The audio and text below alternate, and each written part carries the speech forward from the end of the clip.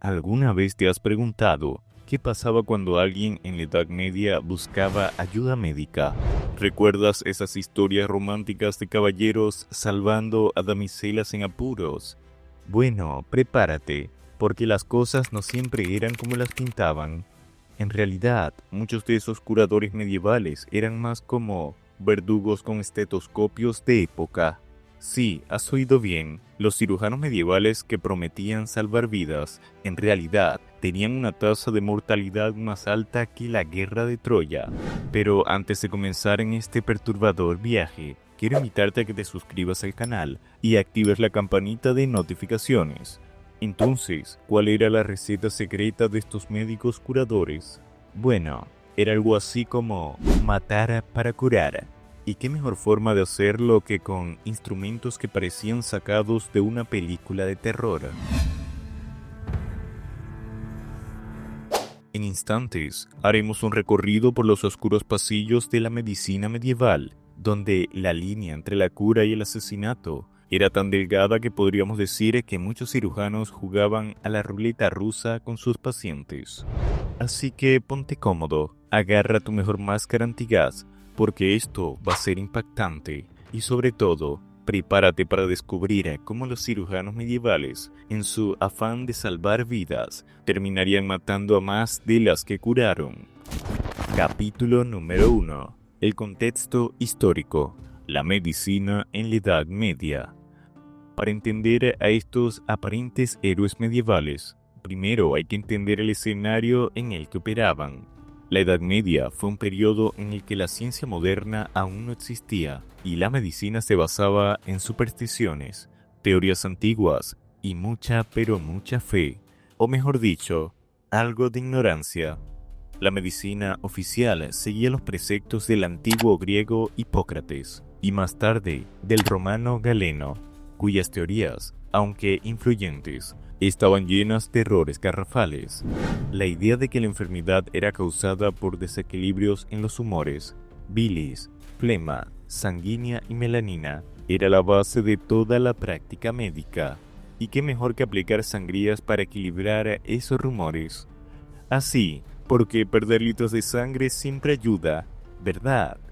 Bueno, lo cierto es que si la medicina medieval fuera una película, sería una comedia negra sin guión, llena de escenas absurdas y personajes peligrosos. Capítulo número 2. Los cirujanos, de barberos a aparentes salvadores. ¿Sabías que, en la Edad Media, la mayoría de los cirujanos no eran doctores en medicina? De hecho, muchos eran barberos. Sí, esos que te cortaban el pelo y, de paso, se encargaban de extraer muelas, hacer sangrías o amputar extremidades. Los cirujanos eran considerados artesanos no profesionales de la salud. La cirugía se veía como un oficio manual, más cercano a la carpintería que a la ciencia. Pero, claro, con instrumentos afilados y sin anestesia. Evidentemente la cosa no terminaba bien para muchas víctimas. Ahora bien, ¿y qué pasaba si el cirujano no era muy habilidoso? Pues que muchas veces, en lugar de salvar vidas, las terminaba cortando por la mitad, literalmente. Capítulo número 3. Los instrumentos medievales. Armas de terror disfrazadas de medicina. Aquí viene lo bueno. Los instrumentos quirúrgicos de la Edad Media parecen sacados de una película de terror, y algunos evidentemente lo eran, y aquí los conocerás. El cuchillo de lanceta, para sangrías, cortes y en ocasiones para hacer autopsia en vivo. El segundo era el bisturí medieval, evidentemente afilado, pero sin ningún tipo de precisión ni protección. Y número 3, el forceps, para extraer piedras de la vesícula, a menudo sin anestesia ni cuidado. Si estos instrumentos te han parecido macabros, pues te garantizo que hay unos peores, tales como los pinchadores de abscesos, que muchas veces terminaban en la muerte por infección o por el simple hecho de que el paciente se desangraba, justamente antes de que el cirujano terminara su trabajo. Capítulo número 4. La ignorancia y la superstición, los cómplices.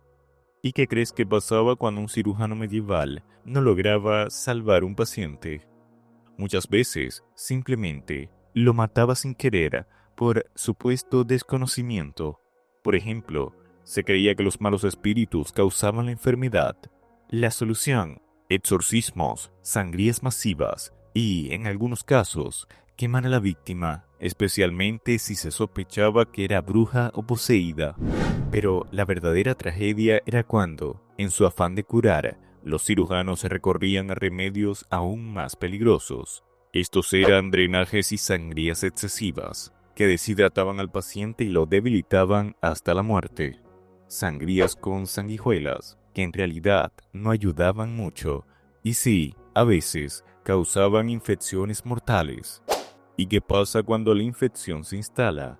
Pues en aquellos tiempos, la única opción era rezar, porque los antibióticos ni siquiera existían. Hagamos una pausa, y si te está gustando el video te invito a dejar tu maravilloso like. Esto nos ayuda a llegar a más personas. Continuamos. Capítulo número 5. La peste negra. El escenario perfecto para la carnicería. No podemos hablar de cirujanos medievales sin mencionar a la peste negra. Esta azotó a Europa en el siglo XIV, hasta el punto de diezmar a la población mundial.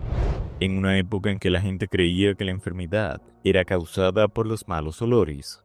La respuesta fue más sangrías, purgas y, en algunos casos, amputaciones masivas sin anestesia ni antisépticos. Vaya, qué buena forma de ayudar a sanar. El resultado: más muertos por las heridas que por la peste misma.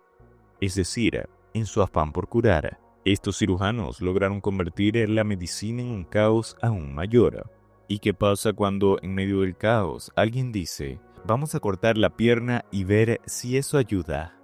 Pues muchas veces solo aceleraban la llegada del final. Capítulo número 6. La inocencia mortal. ¿Qué tan peligroso eran estos salvadores? ¿Alguna vez te has preguntado qué pasaba si un paciente sobrevivía a una operación medieval? La verdad, era más una lotería que una medicina efectiva. Las complicaciones frecuentes incluían infecciones, gangrena, shock y, por supuesto, la muerte por pérdida de sangre. Y, en muchos casos, la cirugía terminaba siendo más una tortura que una cura. Pero claro, para el cirujano, el éxito era simplemente no morir en el proceso. La historia dice que muchos de estos supuestos profesionales no tenían ni idea de cómo prevenir infecciones, y mucho menos de cómo evitarlas. Y aquí está la paradoja. En la Edad Media, los cirujanos que prometían curar muchas veces terminaban causando más daño que bien. La medicina de la época era un campo de experimentación brutal, en el que la muerte era casi un efecto secundario inevitable. Pero a pesar de todo, estos artesanos de la muerte sentaron las bases para que siglos después la medicina avanzara y con ella el calendario de la vida y la muerte. Así que la próxima vez que escuches a alguien quejándose de un mal médico hoy en día, recuérdale, en la Edad Media, la línea entre curar y matar era tan delgada que muchos cirujanos jugaban a ser dioses. Y, en realidad, a menudo terminaban siendo los verdugos del diablo. Entonces, ¿te imaginabas que la historia de la medicina medieval fuera tan macabra? La verdad es que pocos la imaginaban así. Lo que muchos ignoran es que la medicina medieval fue un oscuro crisol de empirismo y fe. A pesar de la alta mortalidad, aquellos cirujanos barberos, quienes a menudo compartían la navaja de afeitar con el bisturí, lograrían avances significativos. Por ejemplo, llegaron a usar la esponja soporífera, impregnada con opio y mandrágora, esto como una forma primitiva de anestesia, antes de las dolorosas amputaciones o trepanaciones. Además, el uso de vino caliente no era solo un paliativo, sino un incipiente antiséptico para limpiar heridas, y se experimentó con ligaduras para detener hemorragias. Aunque el balance era funesto, estas prácticas rudimentarias de asepsia y control del dolor sentarían los primeros y espinosos cimientos de la cirugía moderna, demostrando así una audacia que superaba con creces el conocimiento de la época. Déjame tu opinión en los comentarios. ¿Te hubiese gustado ser atendido por un sanador de la época medieval? Pues te leo en los comentarios. No olvides darle like, suscribirte al canal y activar la campanita de notificaciones, porque acá siempre tenemos historias que te harán ver el pasado con otros ojos, especialmente con un toque de humor negro. Hasta la próxima, exploradores de la historia oscura.